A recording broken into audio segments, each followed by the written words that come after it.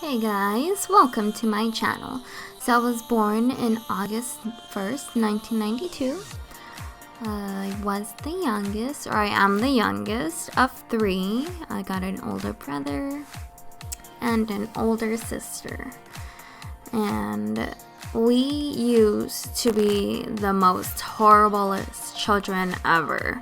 My sister and my brother, they used to freaking climb walls, like freaking hallways, and like we would lock each other out of my mom's car and just be really dumb. Like, we didn't care. We had a really big house, so that was like our playground. And when my parents would go to sleep, I would sneak in my dad's wallet and like jack his motherfucking money. Like, I did not care. But I mean, I gave it back when he asked. So we moved house to house, which meant that we moved school to school. So it was a little hard for me to make friends, but it was alright. I was really close to my siblings. So I finally went to a new school, and of course there were the popular girls there who didn't really like making new friends, who called me ugly and shit.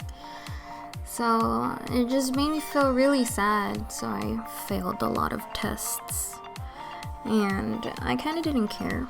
But until my teacher told me that I need to get one of my failed tests signed, and I was so afraid of my mom, so I freaking forged it.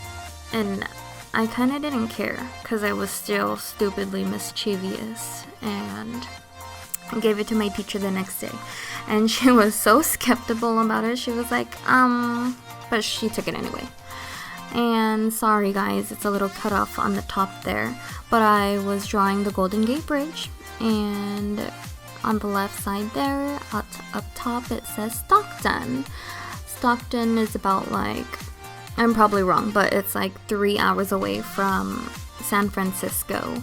And my cousins live there, my mom's side of the family, my Santiago cousins. And I loved going over there. It was so close to them. And I still am. So that's me and my mom, because she and I are best friends forever. We would share a freaking hot dog, and I would get a pen from Sanrio. So going back to school, I was failing, and my teacher was always asking me, is everything okay at home? But of course I didn't want to say anything because I was embarrassed, and because it seemed like my dad cared more for his truck than his family. So finally things got really bad, and they just got a divorce. It was so sad because it was hard to see my mom go through a really hard time when we were so young. I think I was 7 at that time, and I just watched her cry every day. But at the same time, she was always like, it's okay, we'll be fine. But it was really sad. So I became angry, and my mom always had a big heart. So she kept telling me, it's alright, we'll be okay, and don't hate him. But I did hate him. That's a ship, because my dad's a merchant marine. So he left, and he goes everywhere. He goes to Thailand, he goes to Philippines, Alaska, Hawaii, Washington, San Diego. He goes everywhere for work. And he would send us, or send me gifts, and I would just throw them away because I really hated him. And I didn't care, if he sent me stuff. And it just hurt my feelings so much because I saw how much my mom was struggling to put food on the table. And she was always afraid, that she wouldn't have enough money to feed us. So, as I got older, depression got to me because my parents' divorce was very brutal and it was so hard to go through it, and it was a very painful experience, going through it as a young child. And I just kept failing, so I was like, I am not going to school, girl. I am ditching. So I ditched a lot. But I finally found like these group of girls who felt bad for me, which I didn't care because they freaking wanted to be my friends. So I was like, okay, yes. So finally getting to, being their group, I wasn't afraid anymore. We became the popular kids, and this girl kept bullying me. She kept calling me a loser. She kept telling me that I was always trying to fit in, and I just was like, I don't give up. Girl, just do it. So we got into a fight, and I was sent to this stupid ass intermediate class. That's her with the black guy. And she was like, oh, she hit me first. But I kept telling the teacher, she's been bullying me and been harassing me. But of course, she didn't believe me, which made me be really, really mad. So I was like, whatever, I don't give a fuck no more. But she told my mom, and I felt ashamed. I felt like I was the bad apple because my mom was like really upset with me. And then I just kept, I wanted to try so hard in school, but I just kept, not seeing the words right. I kept seeing S's as 5s, 3s as E's. I just couldn't understand words like normal people. That's when I learned that I was dyslexic. And I was really embarrassed because I had to be put in a like this intermediate class or something that was full of Hispanic kids, and I was the only one. So whatever though. When I transferred to Blackstock on my 8th grade year, and my cousin came from Philippines, I believe, from Philippines to here. So I convinced my mom to transfer me to Blackstock, and there I was again. I fit in, and I spelled undeclared wrong. Sorry, guys. So I was in undeclared. It's like this little dance team, and it was really fun. So started that up, and I was like, oh mom, we need money for this and that, and it was just really sad because she couldn't afford it. So I had to quit, and I was really embarrassed because I just had started, and I had to tell my choreographer that I couldn't do it anymore because my mom didn't have enough money, which was really embarrassing because we're poor. So my cousin went back to Washington and felt alone again. So that's me, my friend, and there's this mean girl there, and my friend and I were on the swings, and we were just hanging out, having fun. And that mean girl told us to shut up. And I just was, I didn't have it. I was like, no! And she came at me, and I was like, oh my god, you animals! So the police came through, and then they freaking called my mom, and there I am again, in trouble again. And I'm just like, oh my god, why me? I was just standing up for myself, and my friend. I stood up for my friend. But when high school came, I was like, hell no. I am gonna make my mom proud. I'm gonna be nice now, I guess. And I'm gonna make my grades. I'm gonna make my mom proud. And I met my best friends. Well, I've been best friends with Matt since like 2nd grade. And there's Jay and Chrissy. So Jayan and I had a teacher named Mr. Rada, and he would always talk to us about our 5-year plan.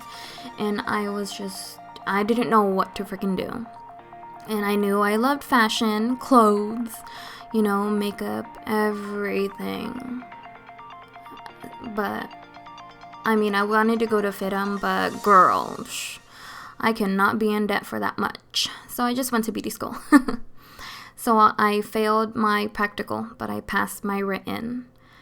And that really pissed me off because it made me feel like I couldn't do anything. But I started working at Claire's for a while, and I freaking loved it. But one day my mom just started coughing so much. And we just kept wondering, what's going on with her? So we went to doctors to check her out, and we met Dr. Bhatia. He is a pulmonary doctor. He then sent us to Dr. Masiello. He is a chemotherapist, and he gave us the bad news. My mom had lung cancer. So he wanted to treat her. There's Dr. Montez, radiation doctor. And they thought Dr. Haran could help us in the future, and Dr. Toporov. Yeah. He asked if April 19th was fine for surgery, and we don't know what to do. My mom was like, whatever, that makes me feel better, let's just do it. And I was just so freaking afraid. I didn't know what to do. But I knew she kind of wanted it to get better. So there's my timeline of taking care of her. 1 to 6 in the morning, I would get up every hour to make sure, that she was breathing. And I would work a lot. And we would go to chemotherapy and radiation. So April 19th, she had surgery. We were waiting and waiting and waiting and waiting for my mom. I even yelled at that lady, where the hell is my mom? So finally Dr. Toporov comes out, and he tells us the bad news. So he quickly apologizes and says he needs to operate tomorrow to fix the problem. She had a lot of blood transfusions, and I was just like, what the? So finally we got to see her, I guess, but she went into surgery again quickly, and we waited again and I waited, and second surgery, April 24th, my mom passed away. Worst day of my freaking life. I gave up everything. I didn't know how to function anymore. I didn't go to parties, I didn't go out, I hated my life. Stopped talking to my friends. I didn't sleep. I didn't eat.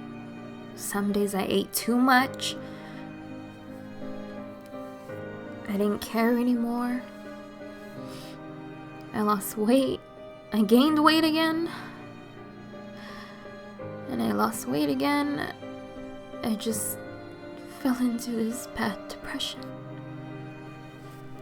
Some days I just wanted to kill myself, and I hit rock bottom.